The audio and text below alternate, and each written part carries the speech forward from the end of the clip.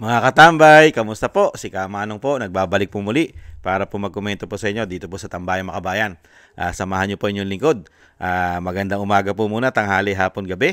Madaling araw po sa ating lahat. Sana po nasa mapayapat maayos po tayong kalagayan, mga kababayan.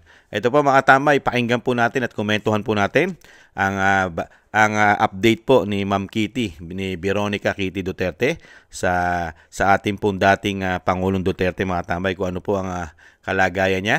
At syempre, komentuhan din po natin ang mga biktima raw po ng War on Pulburon ay dismayado daw po, mga kababayan, dahil po sa sinasabing pag-urong o pag-delay ng confirmation of charges sa dating Pangulo, mga tambay. Dismayado pa sila.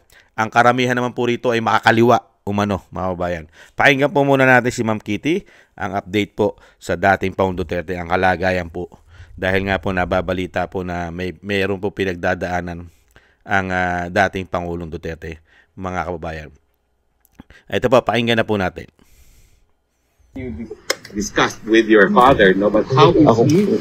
Specifically po, ma'am, the court, of course, canceled the confirmation because it's not fit to stand trial. Yes. So we want to know, how is he physically and otherwise? Yes, so obviously I cannot delve into that.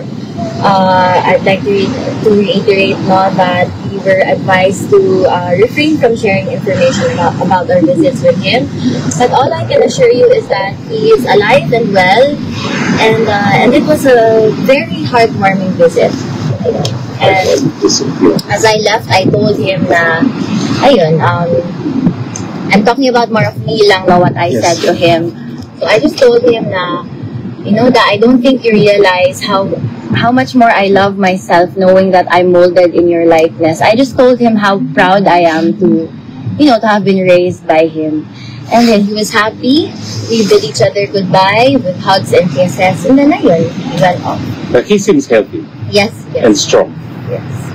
No reason for anyone to worry about it. No reason to worry. But ayun, as I said, I cannot discuss further. Okay. So, Can I ask one question? Kit, on a different matter, there seems to be a lot of effort right now to impugn your family, to be involved in all whatever controversy. Just as a Duterte, as Veronica Kitty Duterte, how do you feel with all of this effort? I know it's a little bit political. They can keep trying. Malinis yung konsensya Ganun talaga yan. Problema ng North, Duterte yung dadalhin na pangalan. So, it's something we were prepared for, I guess, for our name to be dragged wherever in whatever issue. So, I think the best we can do is, hope for the best and, prepare for the worst. Kit, do you have a message to all of those supporters right now, because the confirmation of charges hearing were postponed, but still supporters, I believe, will still come here with respect to mga prepared na mga events. What's your message to the supporters of your father? Yes, to those supporters who still plan on coming here, of course, I cannot tell you not to come kung gusto niyo talaga, but I would just like to extend my heartfelt and everlasting gratitude to all of you for sticking it through until now. It's been 5 months. Almost 6 months. Almost 6 months, half a year. So it's a pretty long time, and for hindi naman nila nakakasama sa PRD on the daily, but that amount of support, of course, it's overwhelming now. Wow, there are people who love him and respect him this much. So as his daughter, who also loves him dearly, I would like to thank you, and that this is something that as a family we would never ever forget. Will you still be here 19 to 23? I'm not sure, parang hindi na attorney kasi for the rallies, correct? Yes. So I think that by that time the grandchildren will be taking over. That is VM Rigo, there's Kong Omar, and there's Isabel. Kit, just one last final. How are you managing everything, being on top with respect to your education, visiting your father, and all the family things? I've been asking that also. I honestly don't know. Yeah. But actually, kanina my class is almost finished at 7 a.m. So I slept around 7 a.m. and I woke up at 12. And, ayun. Yun po mga tambay, na yung schedule naman po ng klase niya po ay online class. At salamat po, siyempre po nagpapasalamat po tayo sa Panginoon at okay pa naman po at maayos ang ating dating Pangulong Duterte.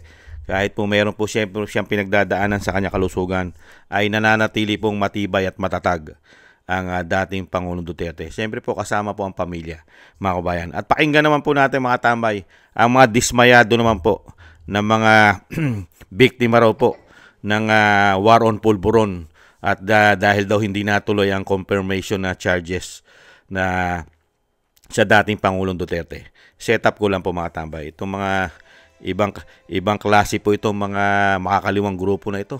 Karamihan po rito puro makakaliwa mga bayan. Ito po, set up ko lang po mga bayan. Pakinggan po natin. Ito po. Imbis na humiling ng pagpapaliban ng pagdinig sa ICC. Yes, Aga, ayon sa pahayag na inilabas ng National Union of People's Lawyer, pwede naman sanang ituloy yung confirmation of charges ni former President Rodrigo Duterte kahit na may sakit ito kung hahayaan niya ang kanyang abogado na maging kanyang kinatawan. Dismayado ang mga biktima ng war on drugs, maging ang mga taga-suporta ng mga ito dahil sa pagpapaliban ng confirmation of charges laban kay dating Presidente Rodrigo Duterte sa International Criminal Court sa The Hague, Netherlands. Ito'y kasunod ng kahilingang indefinite adjournment ng defense team dahil wala umano sa maayos na kalagayan sa FPRRD para humarap sa paglilitis. Ayon sa pahayag na inilabas ng National Union of People's Lawyers, kung may sakit man ang dating Pangulo, maaari niyang i-waive ang kanyang karapatan na humarap sa hearing alinsunod sa Rule 124 of the ICC Rules of Procedures and Evidence at hayaan ang kanyang abogado na maging kinatawan niya.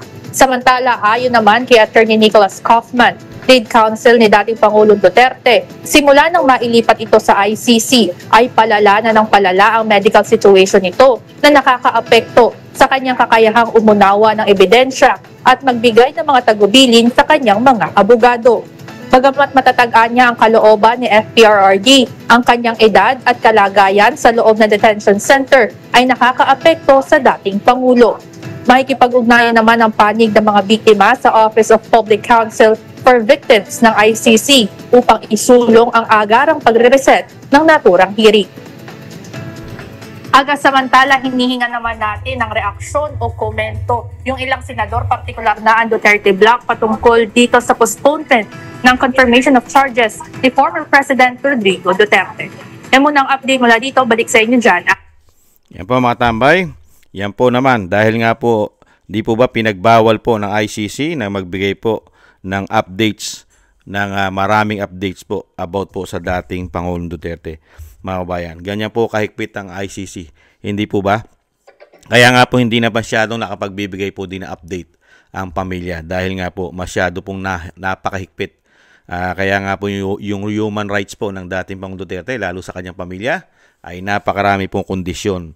At mismo, ayan, ang nagsalita na po ang abogado na si Nicholas Kaufman na talagang magmula din po nung, siyempre po kahit naman po sino sa atin na sa kabila ng iyong edad at marami ka pang sakit, ikaw ay nasa 80 anyos na, tapos kidnap ka pa. Kidnapping pa ang ginawa sa'yo dahil walang proseso ng hindi ka man nakakuha ng due process sa pagiging dating Pangulo mo at pagiging prosecutor mo at pagiging dating sinasabing isa rin po itong abogado, di ba? At nananatili naman po pala abogado. Sorry po mga kabayan. Kaya nga po mga kabayan, ito po ang nangyayari sa dating Pangulong Duterte ay ito po pangkaraniwan na po ito sa may edad na talagang ang kondisyon ng kanyang katawan ay pabago-bago po yan, lalong-lalo po kung may sakit, mga kabayan. At nagpapasalamat nga po tayo mga kabayan na siyempre nahandun po ang pamilya niya at kahit papaano po naiibsan po ang kanyang kalungkutan at siyempre po yung kanyang isip, kahit papaano yung stress ay nahandyan po ang suporta ng pamilya. Kaya lang po siyempre yung panghihina dahil lagi ka lang nahandun sa isang area na hindi ka naman hindi ka naman pamilyar sa lugar. At siyempre una-una yung weather.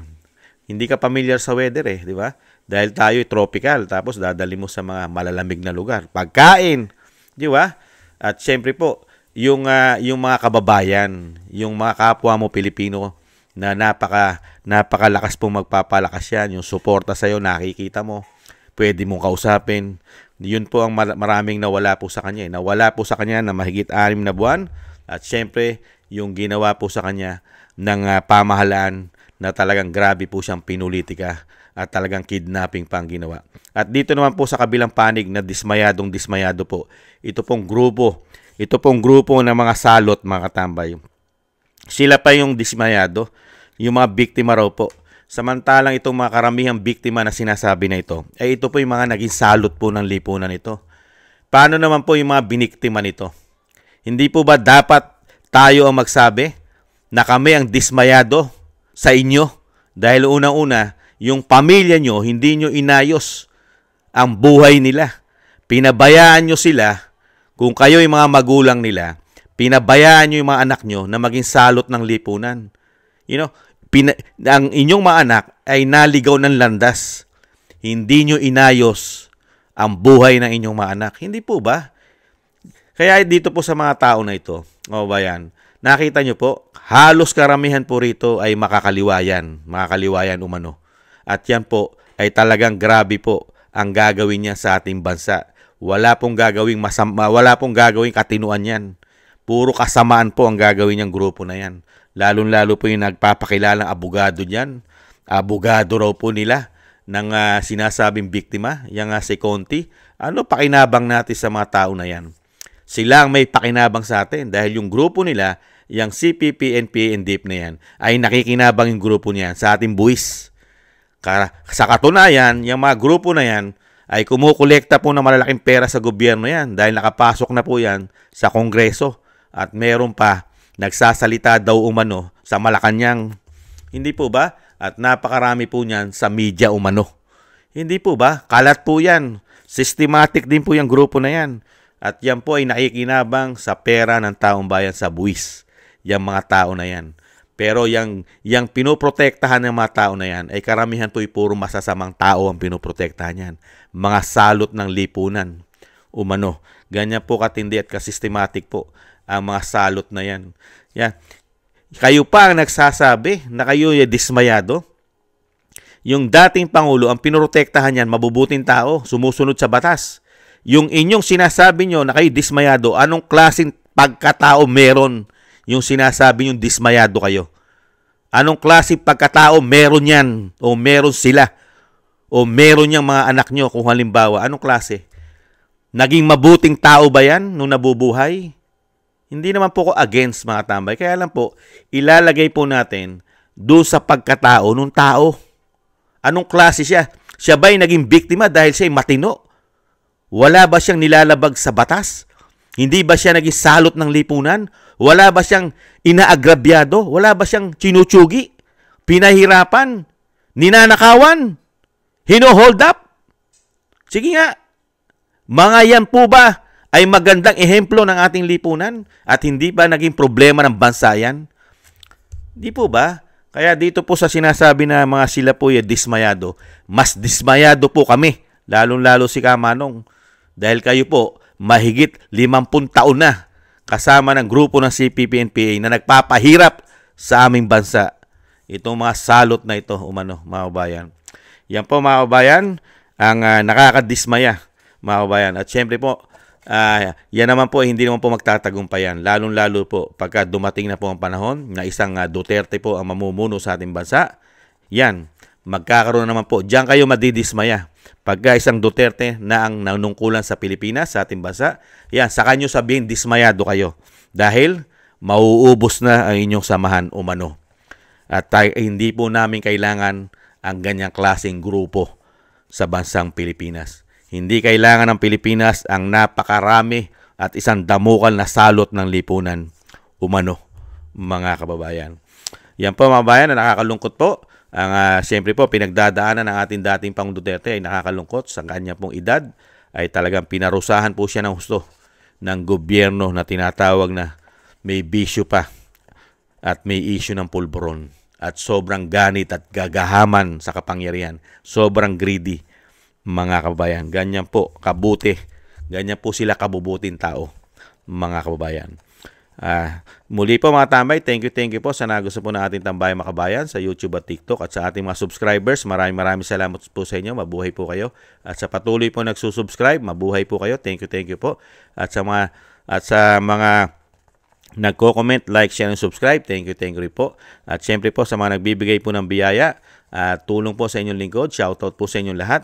Thank you po. Shoutout po kay Ma'am Nancy, si Tatay Nick ng Canada, Gay at Shena, Norma Garcia, Michelle Yamaguchi Vlog, Rosalina RK, Team 888, Wills Bubbles 5697, si Arfel Villacorta, Chodorico Erguisa Jr., Ani Jo, ako si Pilam, Jovelyn Watanabe ng Japan, si Jem Aris na United Arab Emirates, Baby Roman, Ate Isa na Cagayan, Julieta Silona ng Sydney, Australia, Gina Ray Solidides ng Berlin, Germany, Jake Yahoo 4531 ng Maisog, California, USA, Eric Hershio ng Canada, Kingston 123 ng Hong Kong, si Bey Chichioko, si Ma'am LB at Shermani ng North Miami, Florida, USA. Thank you po sa inyo mga kabayan. Maraming salamat po. Ingat po kayo sa inyo po mga paggawa. At syempre po yung dasal at panalangin po mga tambay na maingatan po ang pamilya Duterte at ang ating Vice President, maingatan po. Ganun, lalo po syempre ang ating dating Pangulong Duterte sa kanya pong edad at syempre po sa kanya pong pinagdadaanan at ang ginawa po sa kanya. Sana po malagpasan niya po ito, madugtungan pa po ang kanyang buhay at kalakasan at maingatan po siya at makabalik po siya sa lalong mabilis sa ating bansa. Maraming salamat po sa mga dasal mga kababayan. Ganun din po tayo mga kababayan, magdasal po na maingatan po tayo at ang ating buong sambayanan. Thank you po mga kababayan. Ingat po. Bye-bye.